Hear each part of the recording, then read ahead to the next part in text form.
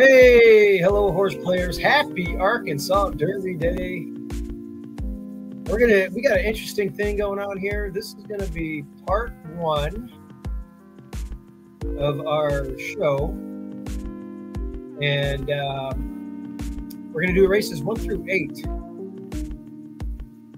and then we're also gonna have a part 2, of course, and that's gonna have an awesome panel. We're going to have Frank Mustari, Dylan Donnelly, and Rich Nilsson on for the late pick 5, Marco. Yeah, it's going to be awesome. I can't wait to hear what the experts have to say. It's going to be really good. There's going to be a lot of good stuff going on. And people who I'm excited about that panel. Late pick 5. I think we're going to dabble into the Dubai World Cup just briefly, get their picks for that. But it's going to be a late pick 5 at Oaklawn for the Arkansas Derby and all the other good races. So, we have a 13 race card, and we wanted to bust this up into 2 just because of all the races. Any event, NHC news real quick. I talked about this last week with Mike. I'm going to be coming down Monday, Marco, and then I'll be at Sam Houston on the 6th. So we talked about that a little bit. I flashed our ROIs up on the loop. My ROI is actually fallen. I was +2 something. I've been taking a beating of late. And you got yours down, but now it's kind of crept back up. Yeah, that whole that break from the NHC haven't hit shit since. Well, so I feel pretty good about her. I mean, we capped Thursday and Friday already. Those are on loops. I like the way some of those look. I mean, I feel pretty confident a couple plays there. So we'll see what happens with the Arkansas Derby card. The weather, it looks pretty good Thursday and Friday, but I was looking at Saturday. It said partly cloudy, possible rain. Please tell me it's not going to rain. I know. I'll tell you Friday night, because it's no use to look right now. It's what is it, Wednesday? So Friday night we'll give an update on the weather. But right now, I'm just not even thinking about the weather. Okay. Well, hopefully it's going to be dry. I don't mind if it rains. I just want to prepare for it. And this being Wednesday for the early portion of the card, I was kind of playing towards speed, although there is a horse that I kind of wish I would have picked that I didn't. But we'll get into that. So without further ado, let's talk about the card, dive into it, because I know you got a busy day in the morning tomorrow, and we have a horse running on Thursday. Yeah, I hope I make it. Yeah, Carl Broberg, Catholic Sue. She's dropping down from a maiden special weight down to a maiden claiming event, and she should run a big race in there. She's the better of the 2 Sues, Save Cracker Sue and Catholic Sue. So she's 7-2 morning line, and I'm going to probably single her or probably do a try-key with her. But anyway, race 1 at Oaklawn for the Arkansas Derby. And we start off with a bang. It's a optional claiming 75 non-winners of 2 for 4-year-olds and up. So these are some really nice horses. We both land on the exact same combination. Life is Hard is our top pick. And why don't you start us off with why you like Life is Hard? Well, I have the race kind of like this. I have Pat's Property setting the pace, and I think he's getting heavy pressure from U.S. Army and Can't Hush This. And for U.S. Army and Can't Hush This, I think it's going to be tough to run with Pat's Property because I think Pat's Property is just faster. And I also think it's a tough task for Pat's Property to go gate to wire with this pressure and, the distance. I think Life is Hard is going to show more natural speed keep the speed in perfect view, keep it close, and take advantage of the pace.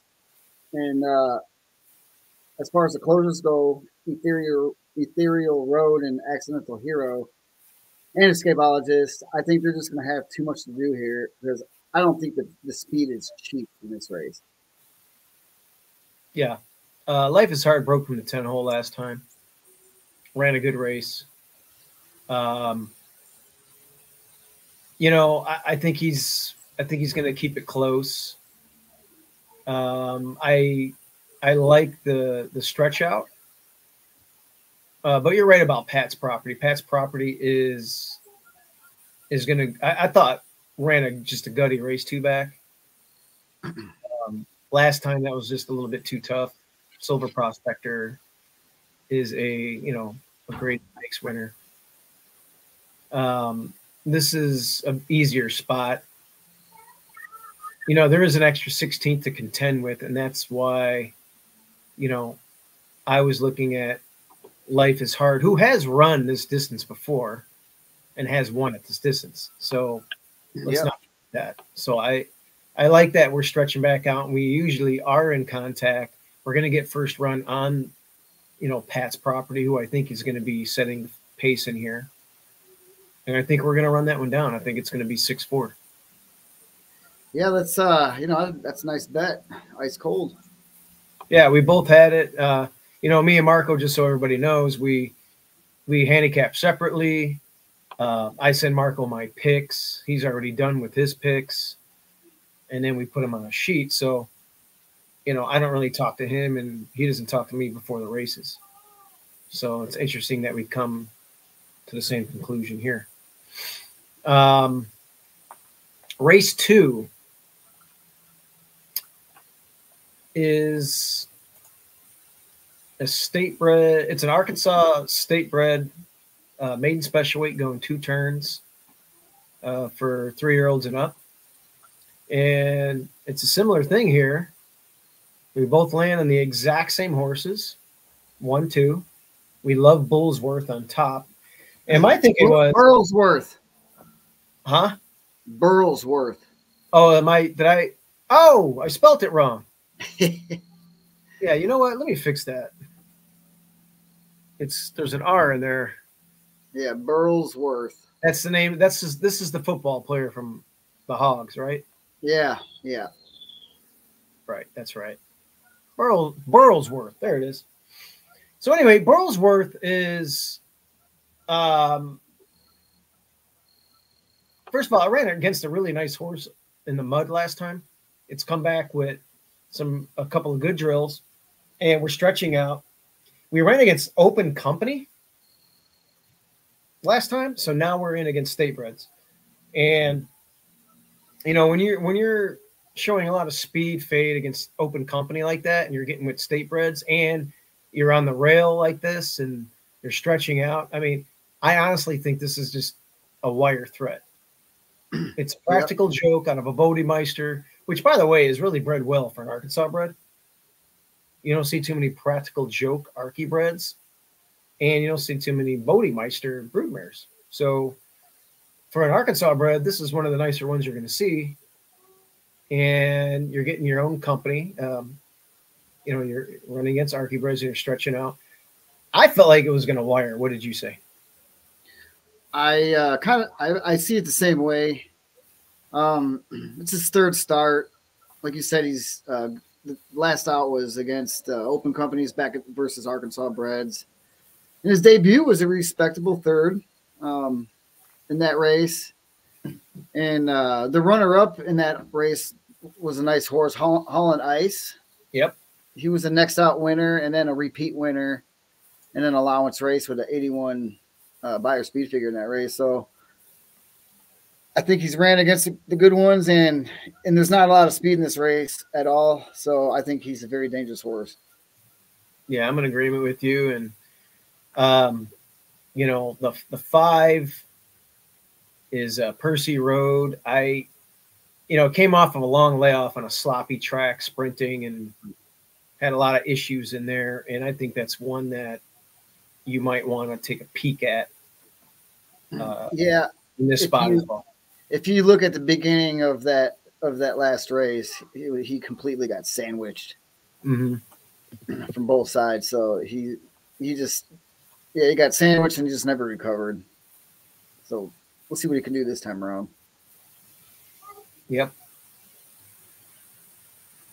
Okay, let's take a peek at race 3.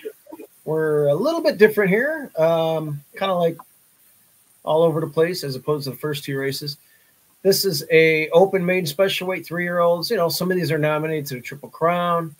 I doubt any of these are going to make the Triple Crown, but nonetheless, there's some talented 3-year-olds in here that were expensive at the sales. And I landed on the 3, Handsome Herb. And what I like about Handsome Herb is it's making his 3-year-old debut. It's got a strong tab going on, and it had a lot of strong company lines. That last race was in September at Churchill, was loaded with talent. You know, Stretch Ride ran 3rd in the Kentucky Jockey Club. Goo ran 2nd and 3rd in stake races. There's a horse down in the company lines named Andy's Candy who won next time out. So there's some pretty decent runners out of that race. And, you know, it's been working really well for this. And it's Steve Asmussen with Torres. So, you know, again, we're looking at these on Wednesday. There's no morning line yet. So I don't know what the morning line is going to be on any of these selections we're making, but I feel like getting first Lasix as well. Now that it's 3, it can run with Lasix. It's probably going to be the one to beat. Now, you know, there's some other talented runners in here, especially Coach Jimmy D on the outside with recency. But I'll take every bit of this Steve Asmussen runner, and he knows how to get these horses ready. And Asmussen and Torres are 23% together the last couple of years, so they're doing pretty well. The 6 is Gould's Gold. Yeah, Robbie Gould. That's I was thinking about him when I was picking this. Oh man, before you get into that, I wish we had Robbie Gould in 2018 when Cody Parkey double. That kick in the playoff game against the Eagles. Yeah, the Bears never do the right moves, and they never recovered. More than likely won't do it this year either. Well, don't even get me started on Caleb Williams in that first pick. They should be trading that pick, but talk about that a different day. Anyway, tell me about this Gould's Gold. Well, I looked at that Asmussen runner long and hard, and I don't know. I just was looking, just thought out of the box a little bit here and trying something. He's coming in fresh with McPeak, and he's 15% off the layoff. Capable guy to do this. He's had a steady schedule of workouts at the track, and that last one was a good one in the mud. Basically, I'm going to forgive the last turf route. He's cutting back in distance to his debut distance. His first time Lasix. His debut, he was off slow and made up some ground late. And the winner of that debut race is running in the Arkansas Derby later in the card. So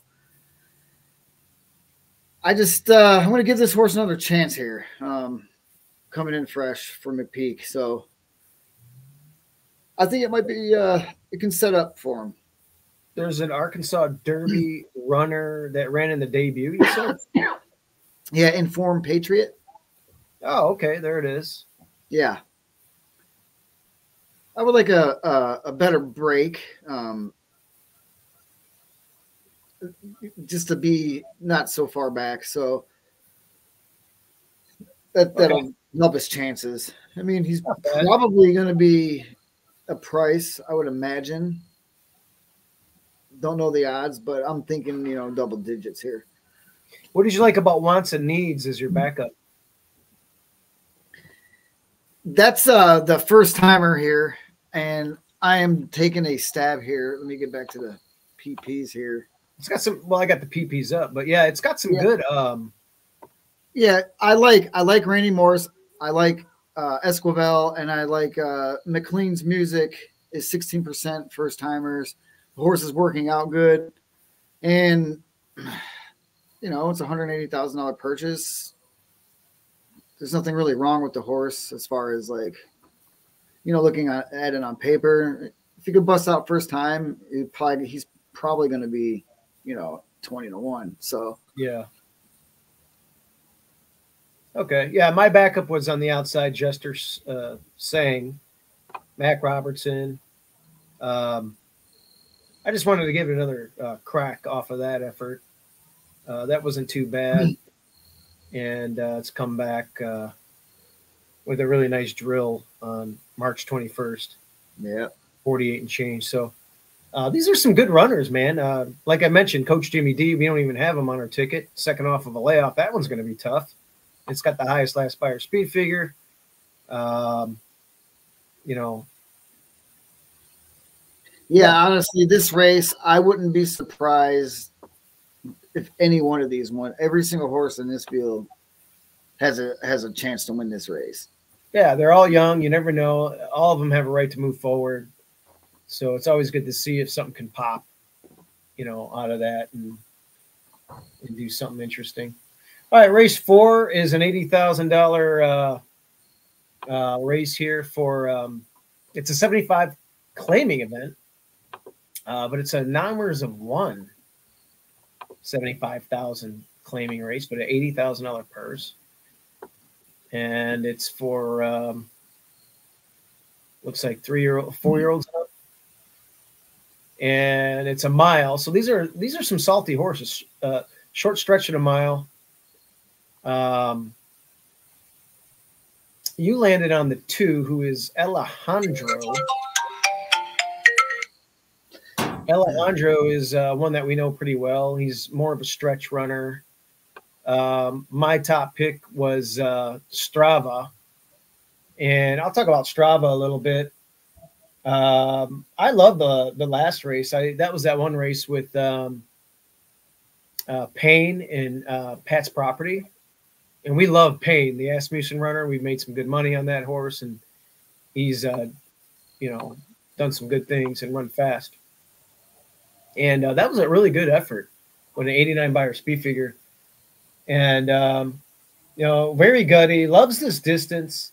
And, this jockey trainer combination is 31% the last 2 years. Norm Cassie with Santana from 88 races. So they're winning almost a third of their races together.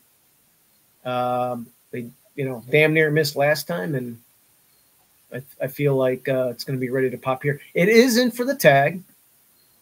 So it is for sale. So I wanted to make a note of that. But, he's 5, and they did claim him for 80. So they're probably like, hey, we feel pretty good about the race. If they take him for 75, no big deal. We're running for, an $80,000 pot. So I wouldn't look into the fact that it's in for a tag. Tell me about Alejandro. That's the Asmussen runner here, and it was actually hard to separate Alejandro and my backup Trident Hit. I think Trident Hit's going to get first run at the pace, and I think Alejandro in deep stretch is the one that's going to be the monster here. He's been running here since January, and I think he's in top racing form right now in the heart of the meet. And he's dropping from 2 respectable runs in the second level allowance races to a tag today. And he romped. Is he in for a tag? He romped by 5 in his only other claiming race 3 back. Yeah, I see that. So I think I just think this is the one. There's some pace in here, and I think this was the one that's just going to be the best of the best at the end. Yeah, there is a little bit of pace. I don't know how quick it's going to be. I guess I, th- I I think Strava will get a really good trip. The outside horse is definitely going to be going with Belmer, the bug. So I don't know. Interesting race. I think both of our picks are going to run well. Alejandro will be heard from late. And like you said last time, you ran for a tag, although that was 50, but that was a straight 50. This is an optional 75,000. So this is a tougher class, in my opinion. But he does have the 116 time form late number to hopefully finish from last to first. I'm assuming he'll be last. I don't know where he's going to be early in the race. Yeah, he'll be back there more than likely. I don't see. He probably will be last. Okay. So that's, you got to go get him. Circle the field. Race 5 is a straight 3-year-old maiden special weight for fillies, and they're going a mile. So possible. It's probably too late for the Oaks, but maybe you might see something at Belmont, or maybe for the Black Eyed Susan if something in here really pops. Baffert's got one that looks really interesting. I landed on the 1 and the 2 here. You're on the 5 and the 4, so we're kind of all over the place here. Why don't you start us off? There's not a whole lot in. I mean, this is a first-time starter by Asmussen with Santana riding. I normally don't select Asmussen first-timers, but I like the Dam was a nice horse. I believe she won a graded stake, but she was a turf runner. Constitution, the sire is great. Yeah, I'm looking at her right now. She's pretty classy, graded stakes winner. Yeah, I mean, Asmussen can win first out, and they spent a lot of money on this horse, $400,000. I mean, I believe he's expected to, only sibling. Yeah, this is the only one that she had, so there's no family tree to go off. But I do like the February 17th and 9th drills. Louisiana Downs, those drills were out of the gate, and that tells me she can actually get out of the gate nice. And when you're a young horse, I think that's half the battle, to be in good position, and that's pretty much why was a big reason why I selected her. Yeah, I mean, ask me, $400,000 purchase out of a really nice broodmare. Who, if this one can run, which it looks like it can, she might be up for a great career as a broodmare prospect. So yeah, it makes a lot of sense. They're stretching out. It's hard to win, 2 turns first asking, but this is the short stretch of the mile. They're going to end at the first, a 16th earlier at the first pole. So anyway, for me, I'm on the 1 and the 2 here. Who's Ticket with the Baffert runner underneath, and I just like moving to the rail from the outside last time, and I just had to work really hard to get the lead, or try and get the lead last time from that outside post, and looked like it was able to get it, although the running line says second there, but pretty much head and head with the pace leader, and 23 flat going 2 turns for a 3-year-old filly is pretty hard to sustain. I thought she ran a really good race to finish 4th and only lose by 7 lengths in there. And to be honest with you, considering that really fast opening quarter, even going 47-2 for a half for 3-year-olds at this distance is pretty quick. I feel like from the rail, I'm going to grab the lead relatively easy, and I'm a wire prospect cutting back here to the short stretch of the mile. and I think I'll have every opportunity to upset the Baffert runner to my outside, who Bob Baffert, I don't have the stats in front of me, but the horses that he ships into Oaklawn, he's got to be hitting at like a crazy percentage. I'm going to guess off the top of my head like 40% if I had the luck, but I didn't filter anything through Formulator here. But every time he sends horses here, they fire. You know, those races at Santa Anita are pretty strong. Was the beaten favorite, however, in the last two, lost by a nose. I don't know. She's the one to beat, and she's going to be the heavy favorite. I want to try and beat her, and I'm hoping that the other Asmussen can get it done from the rail. I also want to point out some of the company lines from the debut at Fairgrounds.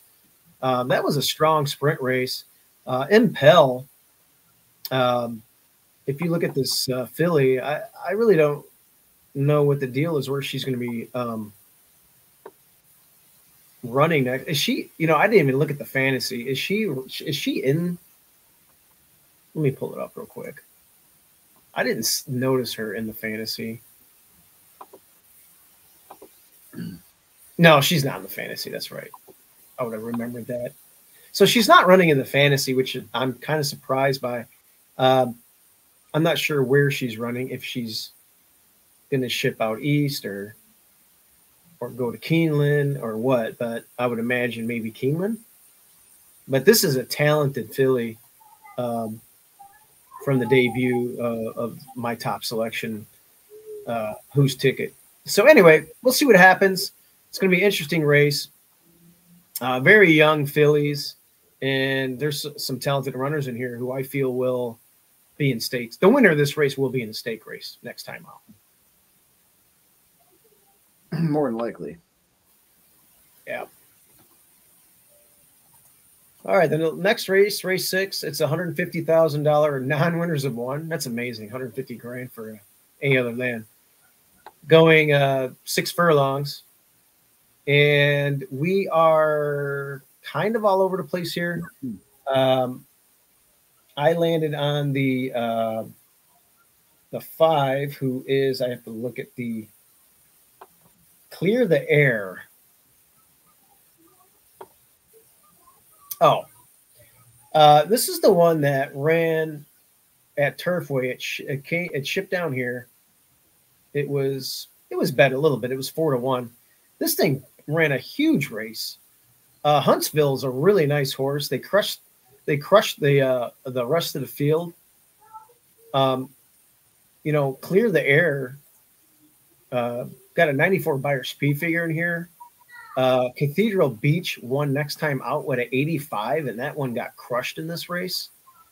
Gold Luck got an 82 for 50, and that one got pretty much crushed in this race. So some good 2-back next out winners, and Huntsville could be anything right now. So I thought that this could be a potential, horse for course angle. It ran once here, loved it. It's run even faster than that before. If you go and look at its, I want to say, well, it did get a 98 on synthetic 3-back, so I won't count that. But it loves Oaklawn is where I'm getting at, and if it runs a repeat effort of that, even a little bit slower, it's still going to win this race, in my opinion. Hey, what's up, Otso? Hi, Uncle Sivo. Hey, my buddy. Hey, don't forget, when I come down there, we're going to Walmart. What are we buying? Legos. Legos, exactly. All right, that's it. I'll get you one for race 8. Okay, you're gonna tell me who your pick is. Okay, I gotta get him some Legos. So anyway, Marco, Clear the Air. I just thought that last race was too good against some really good company lines. There's 2 next out winners, and Huntsville's really good. And, I like that horse. I like that. Look at that last race. Yeah. Do that again, and it's a winning race right there. So So you're on Juilliard. That's one that I picked earlier in the meet. It hasn't won yet, but maybe it's primed. That was a good, strong race last time. Yeah, I thought this race looked like there could be a fight for the lead. And most of it, I think, is unproven as far as like wire threats. I thought it was kind of hard to determine which one's going to have the lead and or who wants it. But I think a few of them are going to go for it. And I think Juilliard, yeah, I think has a very good stalking style where he should just be 2 to 3 lengths off the pace and sit perfect. Basically, I think he's just going to have the best trip. Maybe not the best horse, but I think the trip is going to be in his favor. And both of his wins were same style. One was here at Oaklawn, and he's coming off a strong performance and claiming 75 non-3 in life. And I think he's raced himself into in racing form. I like it. Pretty much it. Yeah, I like that horse. I almost picked it second. I probably should have.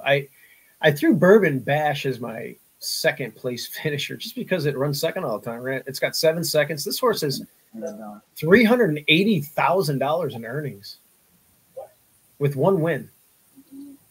So the coach has probably got this one ready off the slight layoff. Good work tab coming in, and it's pretty fast. It just runs second a lot, and it's probably going to run second again. That's what I got there. It's a lot. It's a lot of seconds. That looks like Texas Rain. Yeah, just second. Yeah, in the Asmussen runner, he's the closer in the race, and yeah. Well, the Asmussen runner, I have written here prep. Okay. It hasn't run in a year. It's a route horse. They're sprinting it. They probably want to stretch its legs and clunk up for third, and then second off the layoff is where I think you want to bet this horse. Yeah, right. I didn't.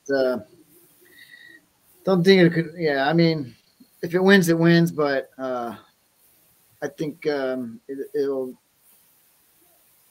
have to really fall apart. I mean, it's going to get going a little late. I don't think it's a win candidate just because. I mean, I'll never say never. It's Asmussen and Christian Torres, but I think they're definitely using this race as a stepping stone for, just to get their feet wet. It's been off for a long time. Run, gather yourself, clunk up for third, gallop out good, and then run 2 turns next out. And that's when I'm going to want to look at it. It's a tap it out of a tail of a cat. So,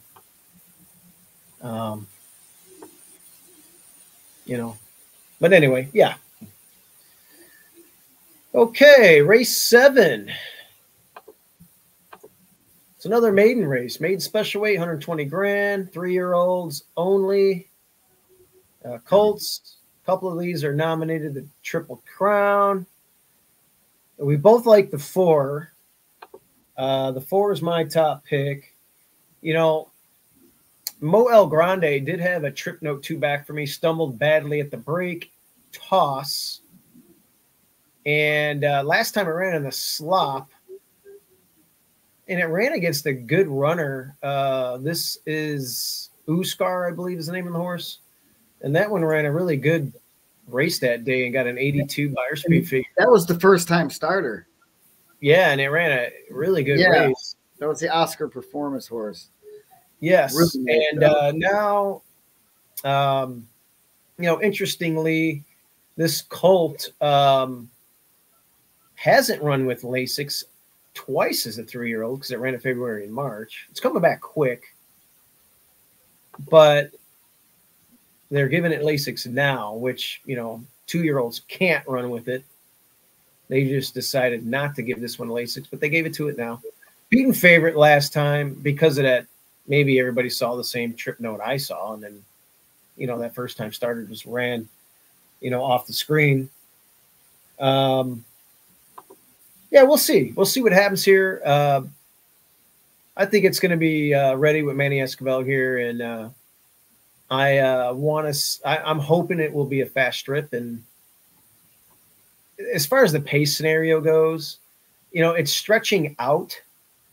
It's an Uncle Mo. I like Uncle Mo stretching out, so I would imagine it would be a little bit closer. It just doesn't look like it's a fast horse early, although it is exiting 2 races with sub 22-second opening quarters. But it was 10 and 11 lengths out. So I would imagine it would be on the stretch out, probably second or third flight. It would probably be more like 2 or 3 lengths off as opposed to 10 or 11, on the stretch out. As far as who I think might get the lead in here, I'm guessing the outside runner is going to go on the stretch out. And then if you look, I guess the 2 Asmussen horses are the ones you would have to look at. You landed on the McPeak runner, though. It looks like Django.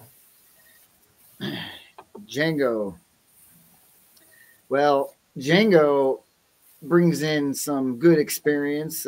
7 races with 2 places and 2 shows. He's run against some monsters like the Fountain of Youth winner, Dornoch, and Nash, who just won the $200,000 Hot Spring Stakes. Yep. So this is Django's 3rd race off the layoff, and he's shown improvement in the last out from the freshening. There's a sharp work on March 23rd, but my concern is there's not a big pace presence here. And I don't know. And how far back is he going to be? Is he going to have too much to do? As a front runner, or the front runner is going to be tiring? That's my question. But I think he's probably the best horse in the race. And I don't know if the pace is to his benefit, which is why Moel Grande is my second choice. I think that horse will be a lot closer, like you say, and there's no pace in here. And if he's anywhere forwardly placed, he might be able to easily catch a front runner, because whoever's going to get the lead, I don't think is going to go all the way. And he looks like a very solid horse with a slower pace. Interesting. Yeah, that's it's kind of how I see the race going. All right, and I threw Elko County in there. Don't ask me why. I'm looking at it now, and I'm trying to figure out why I picked that horse second. I think I would have rather have the Asmussen runner now that I look at it, Rita Moon or Riata Moon, but Elko County, they're taking the hood off after it ran terribly with the hood on last time. I guess the race 2 back wasn't bad at 48-1. And it ran against a horse in there that won next time out with an 82. And by the way, the winner got a 92 in its next race in the Louisiana Derby. So maybe that's what I was looking at. But for me, it's going to be Moel Grande on the stretch out. Uncle Mo's might have to look at this one on the turf, though, down the line. That's where it might be better, but I like when they stretch out. Yeah, I almost landed on that horse. I mean, it was like that close. So I like that pick. Moel Grande. Well, we're going to finish out this first segment of the Arkansas Derby card, part 1, with race 8. It's another non-winners of 1 event for colts and geldings, 3-year-olds and up, though. Or 4-year-olds and up, excuse me. Mile and a 16th. And I think there was no secret here. We kind of landed on the same horse, Captivating Boy. And I guess the idea here is we don't think anybody's going to go with this horse early. And this is going to be a major wire threat. I thought last time Heroic Move ran one of the most incredible races in the meet and galloped out sensationally. Got a 99 Beyer speed feeder that day. That horse looked like it had a buzzer. I've it just looks so good. It came back while I was in Vegas and ran a lackluster third or fourth, but yeah, I noticed that. This particular day, that was a pretty amazing race, and to run second, and that was the first time Captivating Boy, stretched out. That was his first 2-turn race. It was pretty good. Crushed the rest of the field by a lot, including a runner in here. And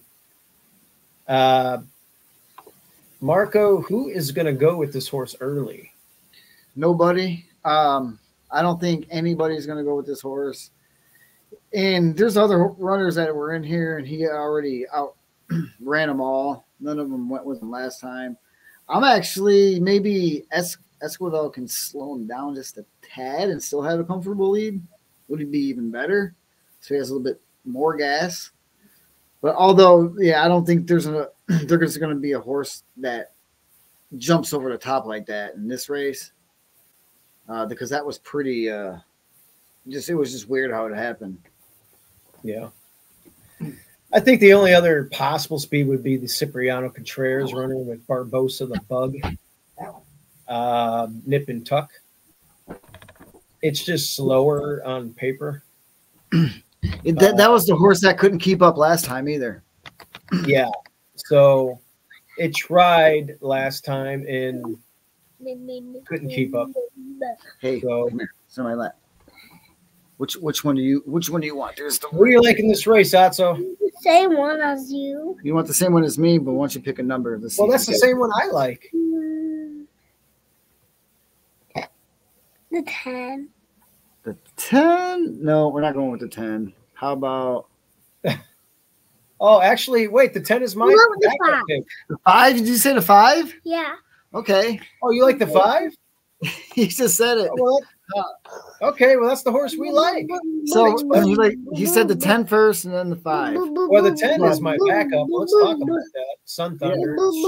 Can't do that on TV. I don't think Sun Thunder is a really big win candidate. As a matter of fact, if my horse did scratch, I would probably want the Cipriano Contreras runner, to be honest with you.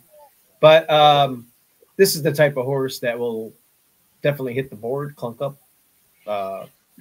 Has run against some really runners, and he's been clunking up.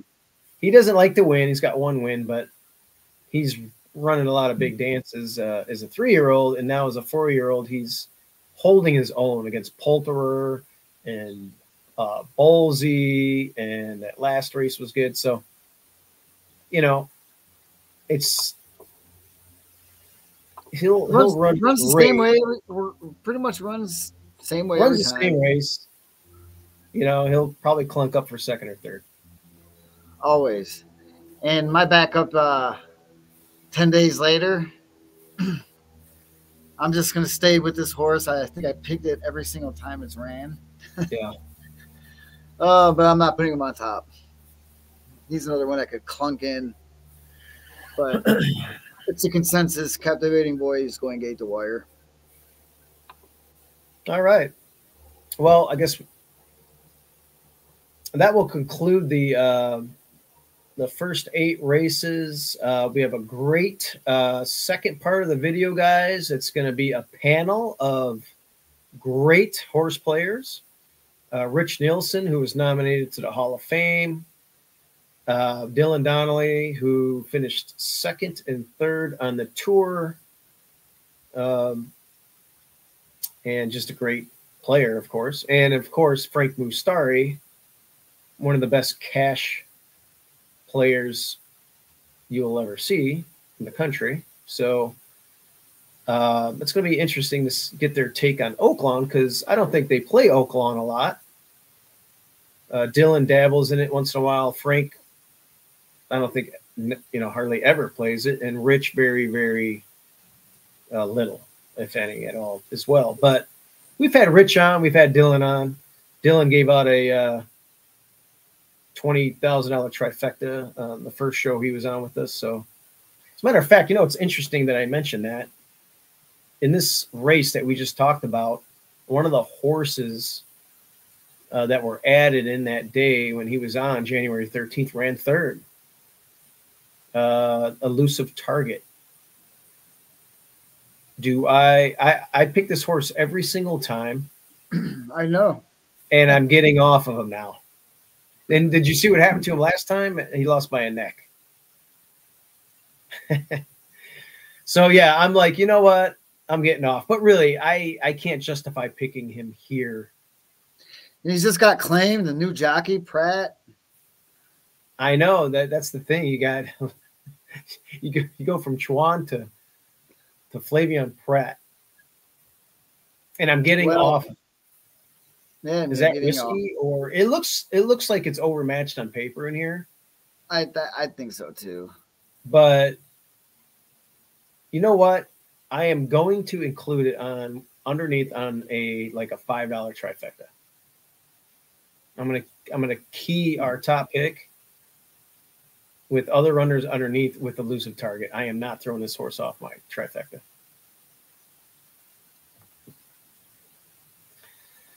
Yeah, you don't want the one that you're getting off beat you for the money. All right, Marco, big day for you tomorrow. I know you got to get to bed. You're going to Texas for some appraisals. I hope you make it back in time for the race. And of course, don't forget about our taping. If I can get to bed and get up and get out of here and back, I can. Yeah. All right, guys. Thanks for joining us, everybody, for this part 1 of our video. Let's cash some ticket, and we will see you for part 2. Look for that on YouTube, and of course, I will share it on Twitter. All right.